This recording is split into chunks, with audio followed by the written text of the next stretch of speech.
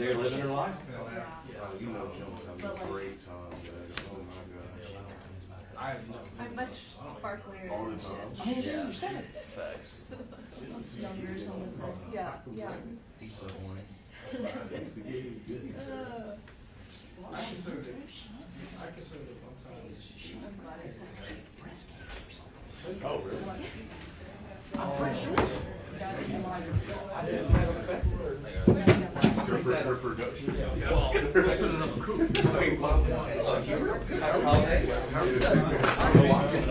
That's okay. You can do the interview. That's fine. Sit up here for show and tell.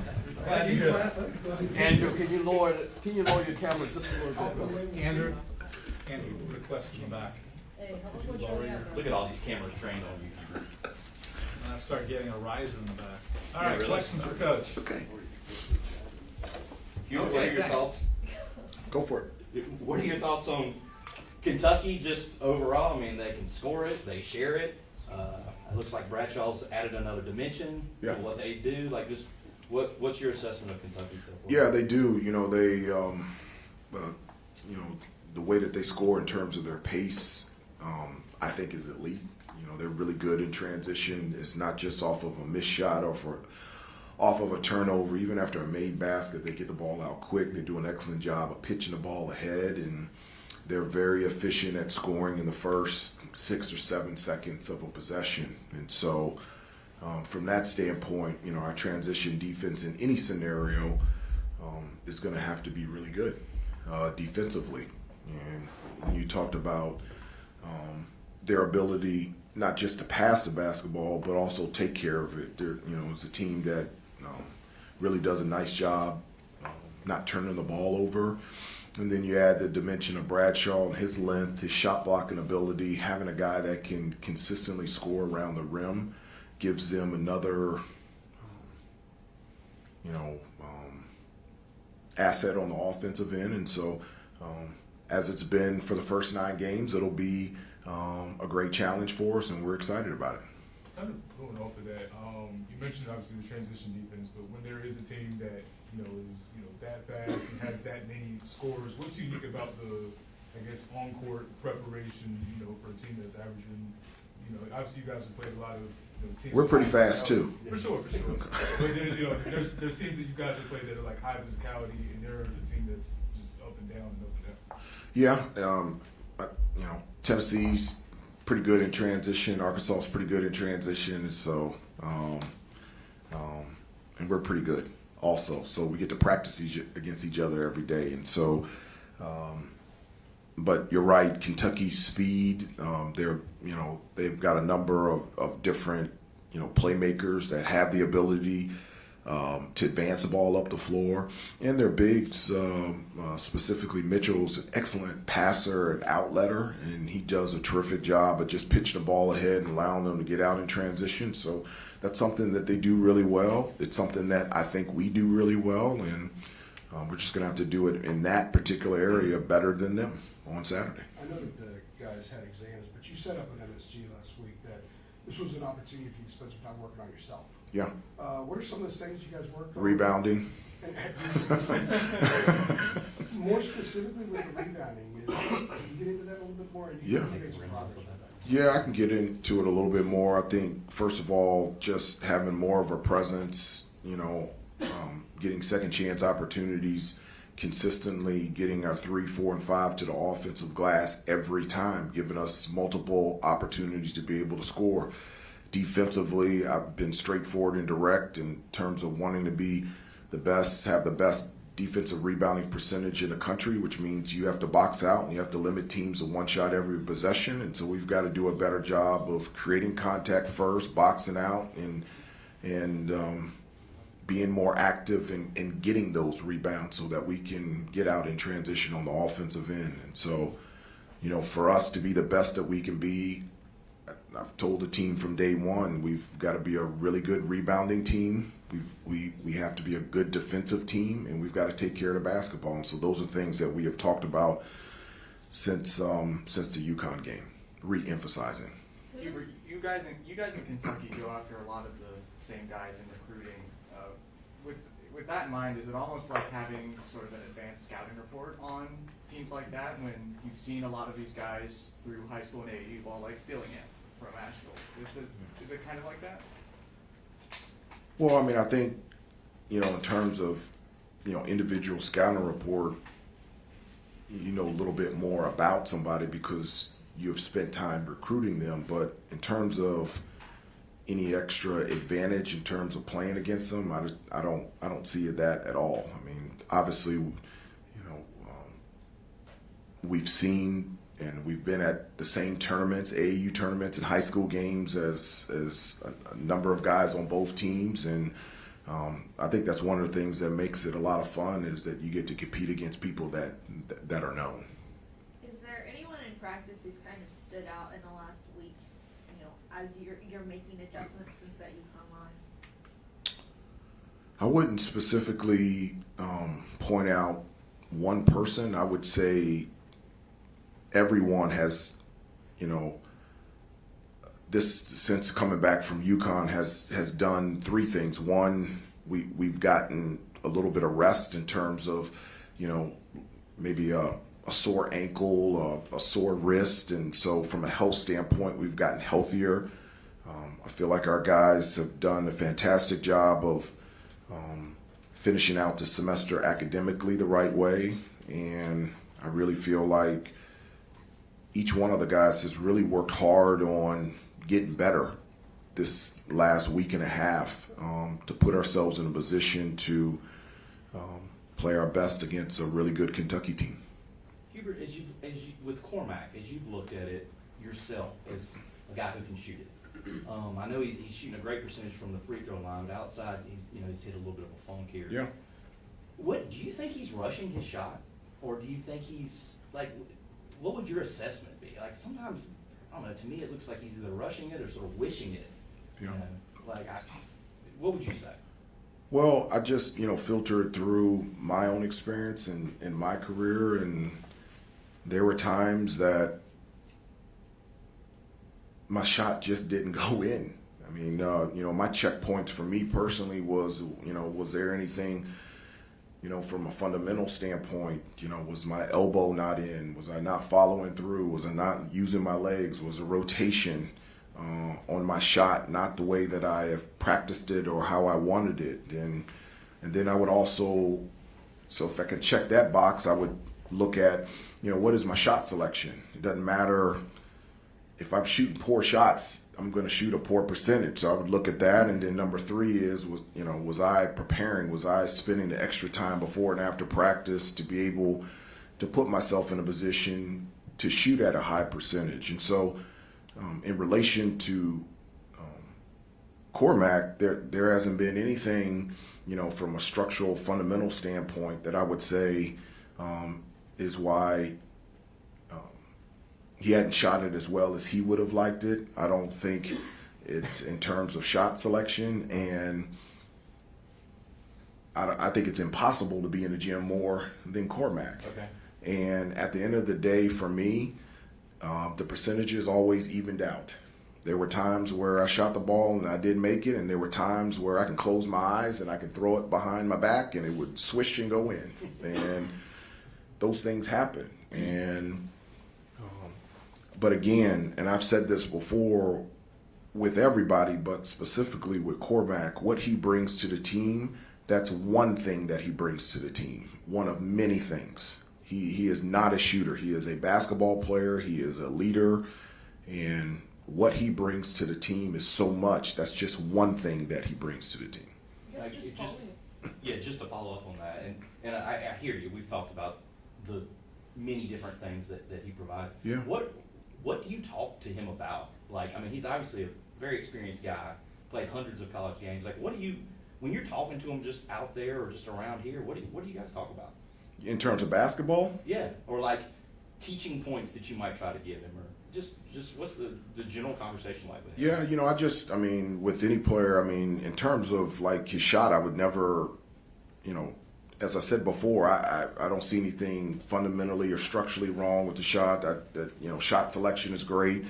Yeah, they're good looks. Yeah, and so I just, you know, again, just reinforce all the other things that he does for this team, and for him to continue to do that and to encourage him. I know when my shot wasn't going in, I zeroed in more on, rebounding, defense, playmaking ability, hustle plays, doing something that could help my team and give them an advantage. And at the end of the day, the shots will end up going in. And so those are the conversations not only that I have with Cormac, but I have with each player. Shelby, something good. Yeah, as you have had some time to look at the UConn tape just over the past few days, what are some of the lessons that you guys learned from that? The rebounding. What's, I guess, like, specifically? Boxing out, getting those 50-50 rebounds, loose balls around the free throw line area, being tough enough to make contact first, consistently going to the offensive glass, getting second chance opportunities, putting us in a position to get multiple ways to score.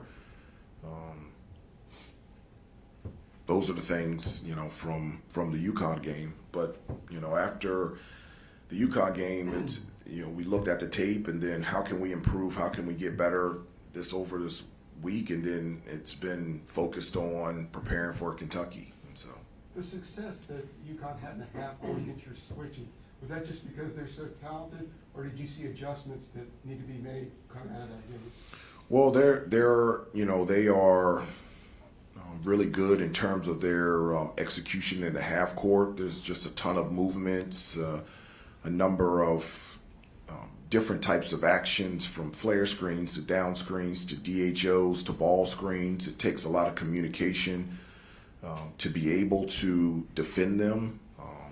I felt like, for the most part, in that game, we did a really good job for 20, 25 seconds. And then the last 5-7 seconds, that's where they were able to be really efficient scoring. So, in terms of, stuff that we talked about is, finishing the possession for a full 30 seconds if needed, to be able to stay locked in and be able to execute so we can get a stop. Hubert, what's the significance, you think, of getting two blue blood programs in UNC, Kentucky together this point of the season on a national type stage? Well, it's fun. It's great being able to compete against the better teams in the country, and anytime that you get a chance to play against Kentucky and Coach Calipari, it's something to enjoy and something to take advantage of and have fun competing. And so to be able to do it on Saturday in Atlanta, it'll be packed and the atmosphere will be live, and that's exactly what you want as a player and as a competitor. And we're really excited about the challenge on Saturday afternoon. I know you guys are locked into playing Kentucky every 3 or 4 years as part of the CBS Sports Classic, but like bringing back a home and home that you guys used to have with them a few years ago, is that something that you would be open to in the future? Yeah, I would. But I would, yes. Where is Jalen Withers in the process of kind of meshing on the floor? And I asked that in the last few games he struggled a little bit. So kind of where is he in the full process? No, he's getting better every day at practice. Like, what he brings to the table is something that nobody else on the team brings. He has size, athleticism, versatility. From a defensive standpoint, he can guard 1 through 5. He has that type of length and athleticism. You talk about getting better rebounding. He's somebody that can definitely help us in terms of, rebounding the basketball. His ability to run the floor, attack the basket, finish in transition. It's something that he brings that nobody else on the team can bring. And so, he's a big piece of this team's success. And he's really working hard and getting better every day at practice. And as I said before, he is a huge piece for us to become the team that we want to become. As Adam asked about, you having a conversation with Cormac, have you had one with Jalen Yeah. in recent? Yeah, I talk to the guys all the time. When you guys ask me about, have I had a conversation, and I tell them one of the things that's really important to me is to touch the guys every day. And I'm talking to them, I'm calling them, I'm texting them all the time. So I know I require them to stop by the office 1 time a week, but that's just a requirement. I have conversations with each of the players, literally at least 90% of the team, like deep conversations with them every day, even on an off day. And so I'm just always talking to them, not just about basketball, what's going on in their life, because I think that's a huge part in the coaching and knowing what's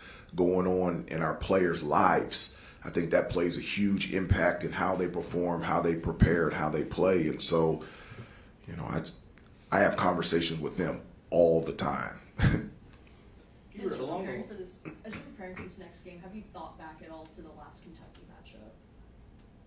No. Which, no. not at all. Yeah. Not at all. Hubert, along the lines of what Michael was sort of asking you about the schedule, I wanted to ask you about the schedule. Let's see if I got it right. You're in the stretch here of Villanova, Arkansas. Sorry. Pray again. So sorry about that, guys. That's okay. Villanova. You went to schedule and it told me to pray because of the schedule you're about to. I was going to say earlier, you can just send us those conversations you have with the players if you want to. We'll That's take it from fine. there. I'm talking to them all the time. Just let us know. That's okay. all. You're in a stretch here of what? Villanova, Arkansas, Tennessee, FSU, UConn, Kentucky, Oklahoma. And I know the schedule. I know with playing certain tournaments and stuff, the schedule sort of sets itself some years. But you know, it's a pretty cool stretch of opponents here for the people who get to watch you play. Mm-hmm.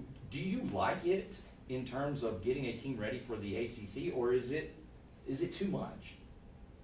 I like it. I do. I mean, this is great that you know, for in the teams that you mentioned. I don't leave out Radford, Lehigh, UC Riverside. They almost beat UCLA at UCLA.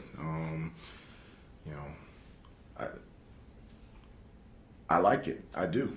I think it's a great schedule. I think it's important for us to be tested and for us to find out who we are. And in the first 9 games, we're 7-2. So we've got 2 more games before Christmas break, and then another stretch comes. And so I just don't remember. I've had a number of people ask me that question in different ways, and I don't. You ask me, do I remember? I do not remember a time where it was not a challenging schedule for North Carolina. And specifically me as head coach over the last couple of years, I don't remember a time where, I mean, last year we played Iowa State, Alabama, on the road against Indiana, on the road, first ACC game against Virginia Tech, played at home against Georgia Tech, then went on a neutral site game against a ranked opponent in Ohio State, and then played Michigan in Charlotte. What's the difference of last year's between this year's? And so every year Carolina's always played a challenging schedule, and we always will. Yeah. We have time for 2 last questions. I just didn't know if it was like, you know, you might tell Hoops, hey, let's dial it down a little bit here. Hoots is not in charge of the scheduling. I thought he was. No. Oh, it's Clint. Okay. Yeah. Yeah, ask Clint. Clint press conference. Yeah, exactly. Clint's okay. Pray. He was the kicker. You don't need to. I guess just going back to the rebounding, you brought it up a lot. Obviously, it's something that you guys emphasized with the team a lot. What have you been doing specifically in practice in terms of drills or in scrimmages to work on that? Well, I think there's 3 parts. I mean, I think 1, there's drills that you can do. I think number 2 is you have to hold them accountable. And if they don't do it, then Are they running? yeah, then either you're going to rebound or you're going to be in even better shape. We're going to run. And then the 3rd piece is it'll affect playing time. It's very important to me. It's at the top of the list. Rebound, defend, and taking care of the basketball. We got to rebound. And we're going to find a group of guys that consistently want to rebound the basketball on both ends of the floor and be the best rebounding team that we can possibly become. Got time for 1 more. Chairman? Obviously with Kentucky, there's probably several players we can single out, but specifically with Rob Dillingham, obviously being a freshman, he's leading their team in assists. He's also shown the ability to score and things like that. When you look at him and in your preparation for him, what are some of the things that kind of, you know, sticks out about his game? Is there anybody that he kind of reminds you of, anything like that? Well, I mean, he's just tremendous speed, athleticism. He's a player that not only is fast without the ball, but probably just as fast or even faster with the ball. His ability just to be able to make plays offensively, create not only for himself, but for his teammates is at an elite level.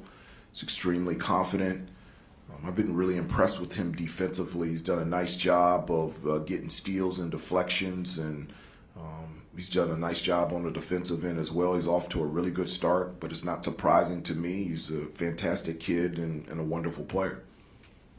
Thanks, everybody. Okay. Thanks, Hubert. Thank you. Clint will be up here next. Send him over. And again, Everybody had my number, call me.